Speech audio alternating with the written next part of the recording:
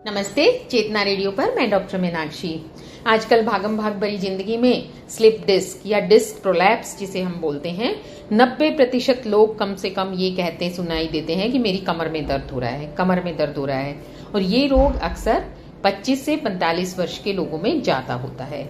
कमर में होने वाले इस रोग को रीढ़ के छल्ले, हमारी जो रीढ़ की हड्डी होती है वो छोटे छोटे रिंग से मिलकर बनी होती है, उन छल्लों के खिसक जाने के नाम से भी जाना जाता है।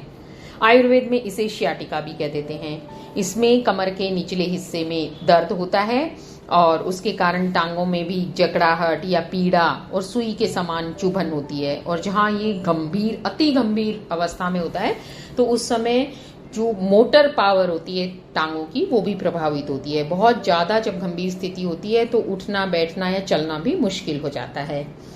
तो ये क्यों होता है और आजकल के जमाने में क्या कारण है कि ये बढ़ रहा है? इसमें सबसे जो पहली चीज आती है वो हमारा बैठने का, खड़े होने का तरीका। गलत तरीके से आगे झुक जाना, गलत पोस्चर। अगर हम बैठते हैं तो स्ट्रेट, एकदम सीधे नहीं बैठते, थोड़ा सा मुड़ा हुआ बैठते हैं, तो वहां क्या होता है, रीढ़ की हड्डी जो होती है उसके छल्लों में जो मांसपेशियां होती हैं, वहां जो नर्व्स का गुच्छा होता है रीढ़ की हड्डी में, उसमें खिंचाव आने लगता है। या फिर रीढ़ की हड्डी के जो वर्टिब्रास होते हैं, छल्ले होते हैं, उनमें टूट फूट आ जाए, कहीं चोट लग जाए, नसों में दबाव पड़े, या फिर कमर में मौजूद नाड़ी तंत्र वो उम्र के हिसाब से संकरा हो जाए। ये गर्दन से लेके नीचे कमर तक के हिस्से में कहीं भी हो सकता है। अगर गर्दन में होता है तो उसे स्पॉन्डिलाइटिस बोलते हैं, और कमर में होता है तो आम भाषा में ये कहा जाता है कि स्लिप डिस्क हो गई। जबकि जो सही स्लिप डिस्क है उसका निदान MRI से होता है। बाकी क्लिनिकली भी ऑर्थोपेडिक्स के जो डॉक्टर होते हैं वो देख के बता देते हैं कि हल्का फुल्का कमर में जो छल्ले हैं उनमें आपस में कहीं ना कहीं डिस्टेंस में ऊंचा नीचा हो गया है।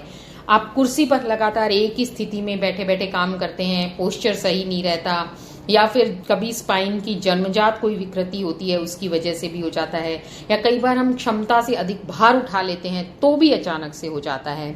इसमें क्या क्या लक्षण देखने को मिलते हैं?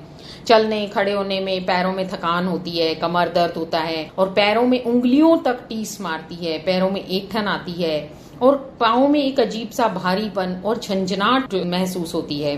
कार्य क्षमता में भी कमी हो जाती है, कमर के एक हिस्से में जकड़ाहट होती है, दोनों पैरों में झंझनाहट रहती है, और जब बहुत गंभीर होता है तो मल मूत्र नियंत्रण में भी परेशानी आती है। इसका कैसे डायग्नोसिस करते हैं? सबसे पहले क्लिनिकली करते हैं। हमें जब भी दर्द हो, कभी भी किसी आड़ू तरीके से दबवाना, या गांव में कई बार देखा जाता है कोई कहता है गर्दन में दर्द है, चनक पड़ गई, या कमर में दर्द है तो हम दबा देंगे। कभी नहीं करना चाहिए, ना दबाना चाहिए ना रगड़ना चाहिए, क्योंकि उससे स्थिति और खराब हो जाती है, सूजन आ जाती है, और जब तक हम चिकित्सक के पास पहुंचते हैं तब तक बहुत ज्यादा डैमेज हो चुका होता है। चिकित्सक की सलाह लेनी चाहिए और इसका निदान जो डायग्नोसिस होता है वो x ray, digital x ray, CT scan, MRI और डिस्कोग्राफी से इसका निदान होता है। और बचाव के लिए हमें क्या क्या उपाय करने चाहिए? बचाव के लिए हमें अपने पोस्चर को सही रखना चाहिए, मांसपेशियों को एकदम स्ट्रेट रखना चाहिए, और जो कमर की एक्सरसाइज होती है मांसपेशियों को मजबूत करने की वो जरूर करनी चाहिए। कभी भी झुककर वजन नहीं उठाना चाहिए। जब हमें ये दर्द होता है तो वजन उठाने से परहेज करना चाहिए, झुकने से परहेज करना चाहिए। अगर आपकी कोई चीज गिर भी गई है तो उसे बजाय कमर दर्द से झुक के और घुटनों को थोड़ा मोड़कर फिर उठानी चाहिए। और तेज गति वाले वाहन, मोटरसाइकिल चलाना, तैराकी इत्यादि से बचना चाहिए। और लगातार खड़े रहने का काम होता है तो पांवों को धरातल से थोड़ा ऊपर रखना चाहिए और वजन भी नहीं बढ़ने देना चाहिए। और अनावश्यक मानसिक तनाव से भी इसका संबंध होता है, वो भी नहीं लेना चाहिए। अगर आप बैक स्ट्रेंथनिंग एक्सरसाइज करेंगे, वजन उठाने से परहेज करेंगे, रेस्ट करेंगे, और सोते समय स्ट्रेट या ऐसे नहीं सोना चाहिए बल्कि करवट लेकर सोना चाहिए और घुटनों को अपनी छाती के लगाकर मोड़ कर सोना चाहिए।